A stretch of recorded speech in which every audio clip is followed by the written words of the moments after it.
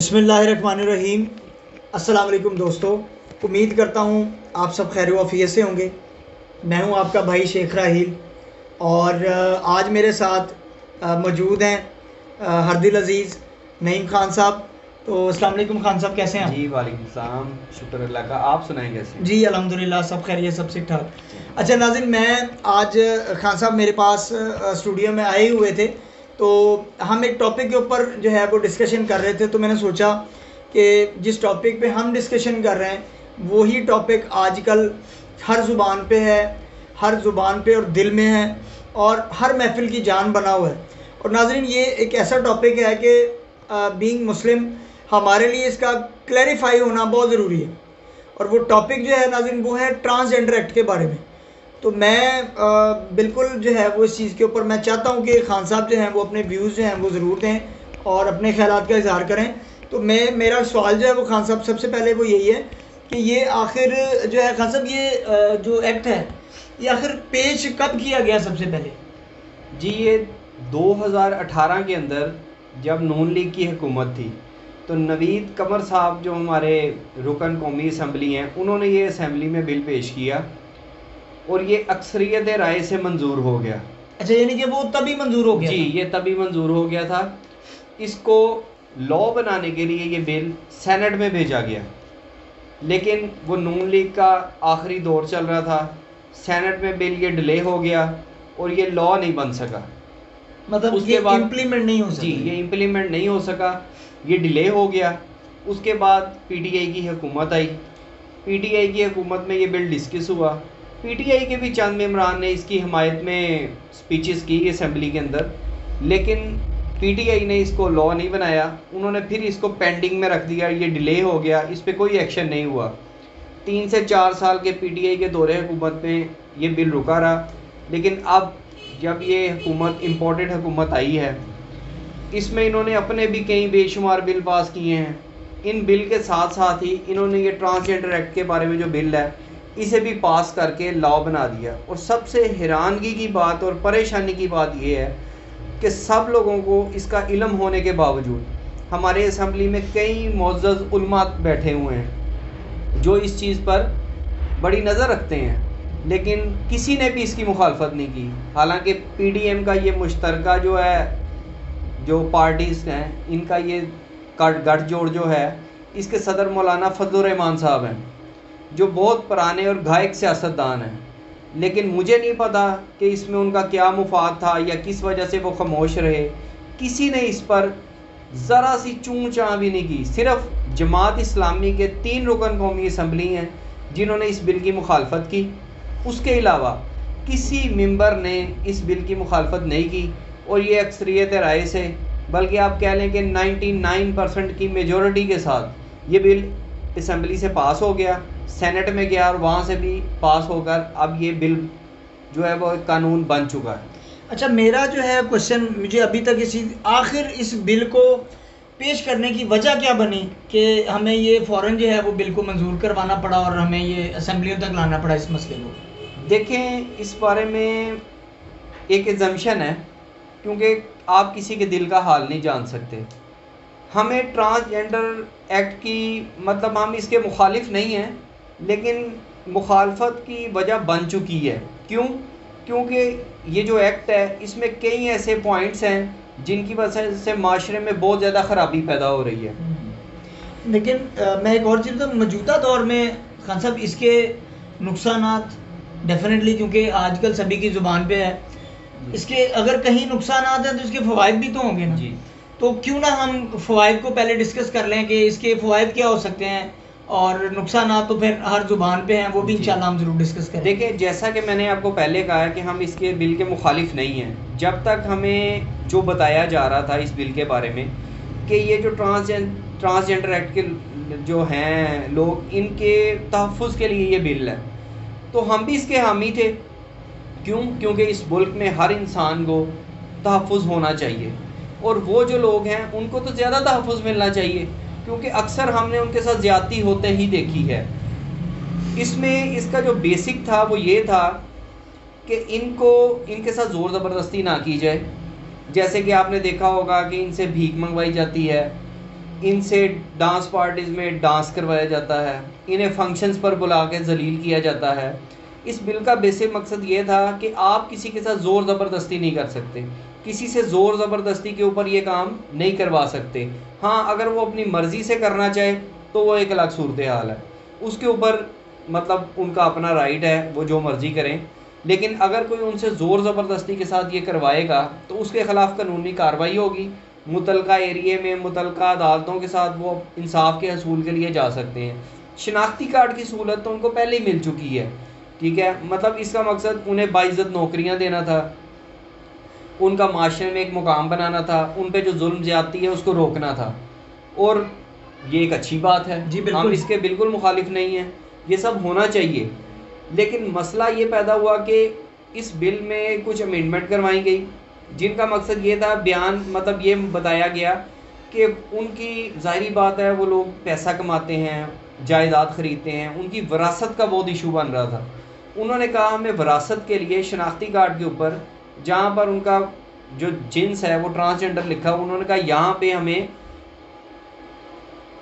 मतलब इसको मुज़क्कर या मर्द या औरत लिखा जाए, ताकि जो अगर कोई मर जाता है तो उसके बाद जो वरसान है उसके जो मर्द है वो विरासत में मर्द का हिस्सा ले, जो औरत है वो विरासत में औरत का हिस्सा ले। इसलिए उन्होंने इसमें कुछ अमेंडमेंट्स करवाई ताकि जो है वो या तो ट्रांसजेंडर की जगह मर्द लिखा जाए या औरत लिखा जाए। इसमें भी कोई हर्ज नहीं था, इसमें भी कोई मसला नहीं है, ये भी एक ठीक है, मतलब मजहबी लिहाज से भी ठीक है, शरई लिहाज से भी ठीक है, जो राइट बनता है ऐसे होना चाहिए। लेकिन इस बिल के अंदर कुछ ऐसा झोल पैदा कर दिया गया, कुछ ऐसे मतलब कि जो नरेशंस थी इस तरह की लिख दी गई जिसकी वजह से ये बिल बना भी, लेकिन इसके साथ बहुत ज़्यादा माशरे के अंदर एक बीमारी ने जन्म ले लिया, एक नासूर ने जन्म ले लिया, जिसके आने वाले दिनों में बहुत ज़्यादा ख़तरनाक नताइज हो सकते हैं। अब हम आते हैं इसके नुकसानात की तरफ। नुकसान इसका ये हुआ कि इसमें जो उन्होंने उसकी जो शराइत लिखी कि मतलब आप अगर नादरा के पास जाके आप उसके ऊपर मर्द या औरत लिखवा सकते हैं, उसमें सबसे बड़ा मसला ये पैदा हुआ कि उन्होंने क्या किया कि जो जिसका दिल करे, जैसे अगर किसी को मर्द की फीलिंग आ रही है तो वो जाकर अपने शनाख्ती कार्ड पे उनको कहे जी कि मुझे मर्दों वाली फीलिंग आ रही है तो आप ना मेरे शनाख्ती कार्ड के ऊपर मर्द कर दें, तो वो जाके मर्द लिखवा लेगा। अगर किसी को औरत वाली फीलिंग्स आ रही हैं, वो औरतों वाले कपड़े पहने, मेकअप करे, नादरा के ऑफिस जाए और उनको कहे जी मुझे औरतों वाली फीलिंग आ रही हैं, वो उसके ऊपर औरत लिख देंगे। अब मसला कहाँ से ख़राब होता है? मसला यहाँ से ख़राब होता है कि ये अब बात ट्रांसजेंडर तक नहीं रह गई। कोई भी हमारे माशरे से जो पाकिस्तान का शहरी है वो जाकर नादरा के दफ्तर चला जाए, अगर कोई मर्द है वो औरतों वाले कपड़े पहने, मेकअप करे और जाकर नादरा के दफ्तर के कि मुझे जी औरतों वाली फीलिंग आ रही है, लिहाजा मेरे शनाख्ती कार्ड पर औरत लिख दिया जाए, और वो उसके शनाख्ती कार्ड पर औरत लिख देंगे क्योंकि बिल पास हो गया है, उनके पास नोटिफिकेशन आ चुका है, वो तो इस पर इम्प्लीमेंट करने के हकदार हैं, वो करेंगे। क्यों? वो इसको नहीं रोक सकते। जैसा कि हुकूमत ने बिल पास किया उन्होंने तो उसी पर अमल करना है ना। उसका साइड इफ़ेक्ट क्या होगा? जैसा उस मर्द ने अपना शनाख्ती कार्ड पे औरत लिखवा लिया तो वो जाके किसी भी मर्द से शादी कर लेगा। ना करें खान साहब जी, क्यों? उसके पास एक सबूत आ चुका है। जब वो निकाह के लिए जाएंगे, एक मर्द अपना शनाख्ती कार्ड देगा, वो जो मर्द जिसने अपने शनाख्ती कार्ड पे औरत लिखवा ली है वो जाके अपना शनाख्ती कार्ड देगा, उसके ऊपर औरत लिखा हुआ है। मर्द और औरत का निकाह जायज़ है, मौलाना साहब को पढ़ाना पड़ेगा। नाजरीन, मतलब कोई तरीका रह नहीं गया, कोई ऐसी भौंडी हरकत जो पीछे बची हो वो भी नहीं छोड़ी है।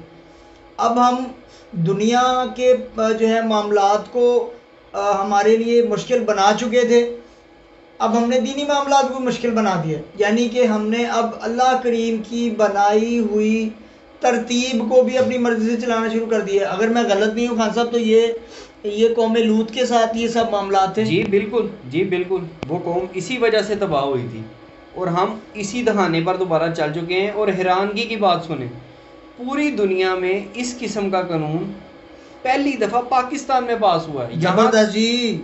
सैल्यूट है आप लोगों को। यहाँ तक कि अमेरिका जैसा मुल्क, यूरोप जैसी कंट्रीज भी ये कहने पर हैरान हैं कि यार पाकिस्तानियों, आप तो हमसे भी 4 हाथ आगे निकल गए, जो काम हम अपने माशरे में नहीं कर सके वो आप लोगों ने कर दिया। और हमारी आवाम को इसकी अवेयरनेस ही नहीं है कि उनके साथ क्या हो चुका है। ये तो जब आने वाले चंद महीनों में, चंद सालों में, जब इसके आफ्टर साइड इफ़ेक्ट्स आएंगे, फिर आपको पता लगेगा कि आप कहाँ पर खड़े हैं। यानी कि कमाल हो गई है जी। बात ये है कि हम लोगों ने दीनी मामूलात जो हमारे लिए दुनिया के तमाम चीज़ों से बढ़ के थे, हमने उसके अंदर भी छेड़छाड़ शुरू कर दी। छेड़छाड़ भी क्या है जी, उनकी तो हमने तबाही फेर दी है। और फिर हम बड़े मासूम होके कहते हैं यार पता नहीं यार अल्लाह हमसे क्यों नाराज़ है, पता नहीं क्या वजह बनी है जिसकी वजह से हम पे ये आजमाइश आ गई है। वो तुम चित्र बजने चाहिए ने आप लोगों को। मैं कहता हूँ कि छितर तो क्या, आप लोगों को कोड़े लगने चाहिए। यानी कि आपने हमारे इस्लाम के साथ जो खिलवाड़ किया है, आपने जितना बड़ा जुल्म किया है, हमें तो आपने आटा चीनी दालों में फंसाया हुआ है। हम लोग इनसे बाहर निकलेंगे, हम तो ही तो इन चीज़ों की तरफ समझ पाएंगे। हमें सुबह से शाम तक इसी चक्कर में फंसाया हुआ है अवाम को कि यार मैं शाम को लेके क्या जाऊंगा, मैं अपने बच्चों को क्या खिलाऊंगा। रही सही कसर हमारे ऊपर जो इलेक्ट्रिक बम गिरते रहते हैं कि जी वो आज बिजली का बिल इतना आ गया, बल्कि रीडिंग हो गई है। नाजरीन तैयारी पकड़ लें आप लोग भी।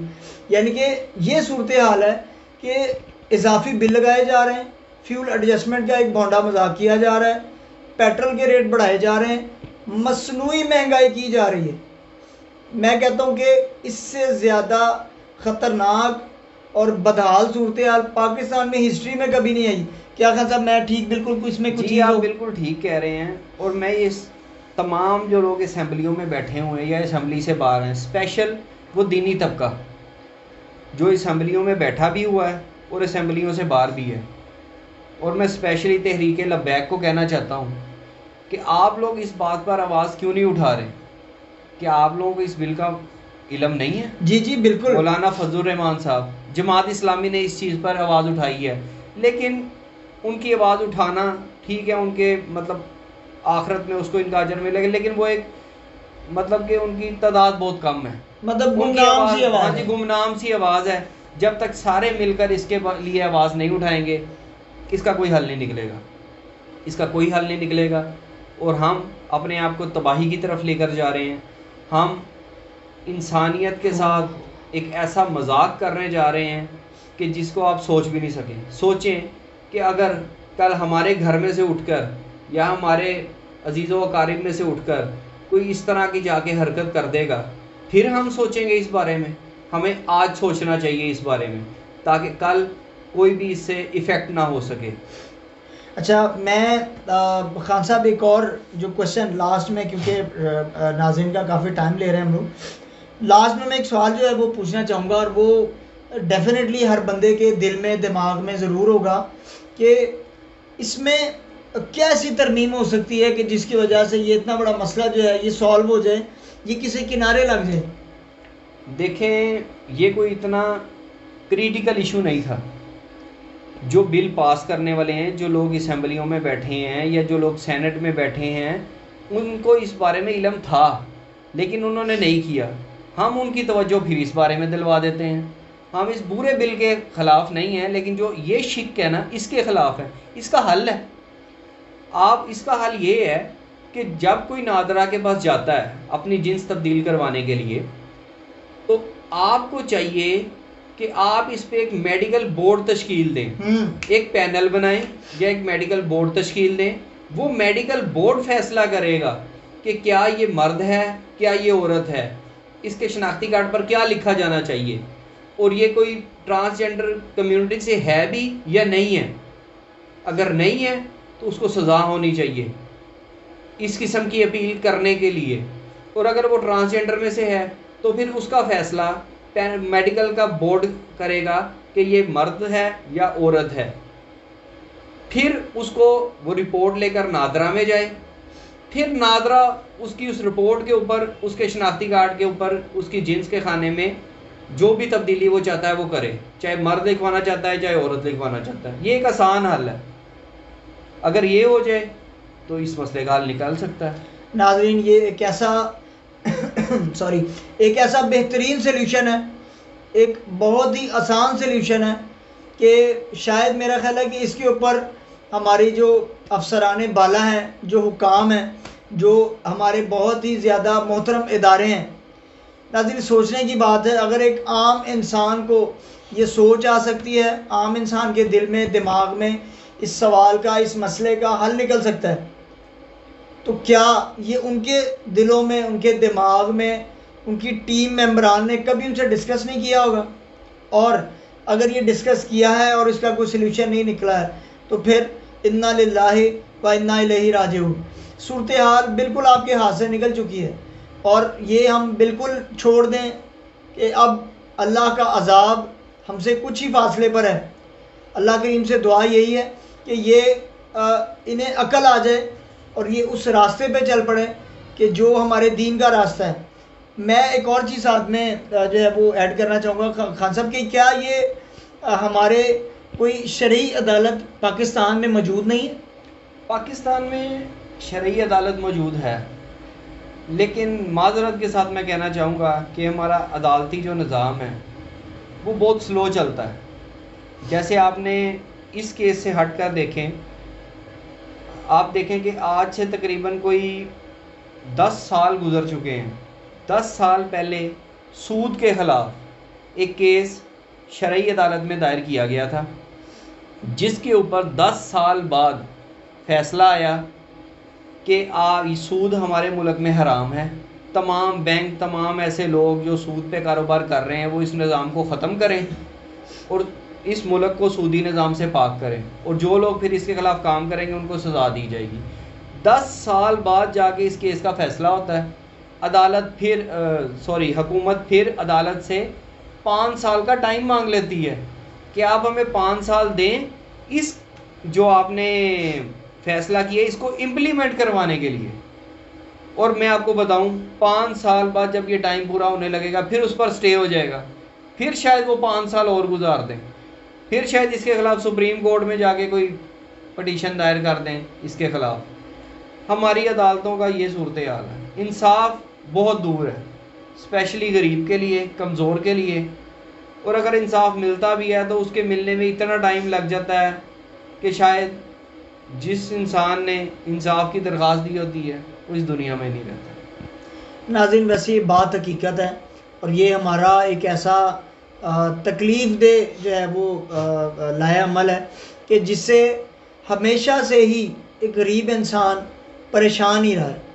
इंसाफ के लिए अगर उसके दादा जान ने जो है वो केस किया हो तो शायद उसका फ़ैसला उसका पोता सुन ले, वरना वो भी सुनता नहीं है। नाज़रीन, मैं आखिर में बस एक यही बात करूँगा कि जहाँ तक मुझे इस एक्ट की समझ आई है वो ये है कि हमने सिर्फ जो हमारे वो भाई, वो अहबाब जो ख़ुद को ना, बल्कि ख़ुद को क्या, हमारा मुआशरा ना तो उनको ख़वातीन में कंसिडर करता है, ना जगह मिलती है, और ना ही मर्दों में उनको जगह मिलती है। नाज़रीन, ये बहुत हसास लोग होते हैं। नाज़रीन, ये अल्लाह करीम के बहुत करीब लोग होते हैं। अगर ये दुनियावी मामलात में और शैतानियत की तरफ ना आ जाए तो इनसे बड़ा दरवेश भी कोई नहीं है। नाज़रीन, अल्लाह के ज़रूर दुआ यही है कि अल्लाह करीम इस एक्ट के शर से हमारे मुल्क को, हमारी कौम को, हमारे तमाम जो है वो उम्मत को महफूज रखे और इसकी तमाम परेशानियों से, इसके तमाम साइड इफ़ेक्ट से ये मतलब हम इस तरह बच जाएँ जैसे अल्लाह करीम की पनाह में इंसान जो है वो चला जाता है। तो मेरा ख्याल है जी इसके साथ हम खान साहब से इजाज़त भी लेंगे और आपसे मुलाकात इंशाल्लाह ज़रूर अगली वीडियो में होगी। खान साहब, आपका बहुत शुक्रिया, आपने अपने कीमती वक्त से हमें टाइम दिया है। आपका भी बहुत शुक्रिया, बहुत अच्छा टाइम, बहुत अच्छा टॉपिक डिस्कस किया। नाज़रीन, हमारा मकसद सिर्फ ये था कि हम जो टॉपिक डिस्कस करें उससे हम मैक्सिमम लोगों में अवेयरनेस ला सकें, और मेरा ख्याल है कि जितनी डिटेल में खान साहब ने हमें ये इस टॉपिक के ऊपर तमाम तफसीलात शेयर की हैं हमसे, तो कोई ही ऐसी शायद रूह, कोई ऐसा दिमाग बचा हो जिसको इन तमाम चीज़ों के बारे में डिटेल में ना पता लग गया हो।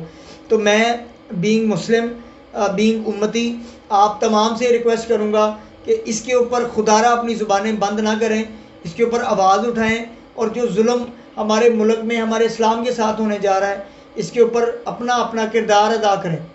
अपने भाई शेख राहिल को इजाज़त दें। आपसे मुलाकात इंशाल्लाह नेक्स्ट वीडियो में होगी। तब तक के लिए अल्लाह हाफ़िज़। अल्लाह हाफिज़।